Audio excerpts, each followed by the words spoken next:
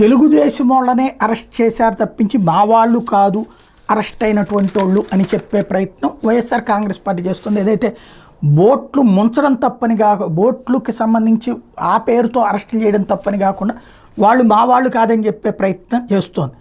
ఇందులో ఏదైతే ప్రజలను అప్రమత్తం చేయకపోవడం, సురక్షిత ప్రదేశాలకు తరలించకపోవడంలో ప్రభుత్వ వైఫల్యం వల్ల లక్షల మంది సర్వం కోల్పోయారు, అనేక మంది చనిపోయారు. ఈ ఘోర వైఫల్యం నుంచి ప్రజల దృష్టి మరచడానికి ప్రకాశం బ్యారేజీకి బోట్లు కొట్టుకొచ్చిన ఘటన మీద వ్యూహం ప్రకారం ముందు నుంచి ఎల్లో మీడియా ద్వారా వైఎస్ఆర్సీపీపై దుష్ప్రచారం చేయించి ఇద్దరిని అరెస్ట్ చేశారు. ఇది వైఎస్ఆర్సీపీ కుట్రని చెప్పాలంటే పోలీసులు రోజంతా హింసించారు.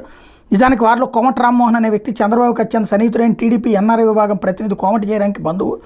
ఉషాద్రి కూడా టీడీపీ వ్యక్తే. అతను నారా లోకేష్ని కలిసిన ఫోటోలు కూడా ఉన్నాయి. ఆ బోట్లు అడుపుతోంది కూడా వాళ్లే. ప్రకాశం బ్యారేజీని ఆ 3 బోట్లతో పాటు పర్యాటక శాఖకు చెందిన 2 బోట్లు కూడా ఢీగా ఉన్నాయి. ఆ ఛానల్ చూపినాయి. అయినా ఆ 3 బోట్ల ద్వారానే కుట్ర చేశారంటగా దుష్ప్రచారం చేస్తున్నారు. ప్రకాశం బ్యారేజీని బోట్లు కొట్టిన ఘటనలో అరెస్ట్ అయిన ఉషాద్రి రామ్మోహన్ విజయవాడ సీఎంఎం కోర్టు 14 రోజులు రిమాండ్ విధించిన నేపథ్యంలో జరుగుతున్న రాజకీయ రచ్చది.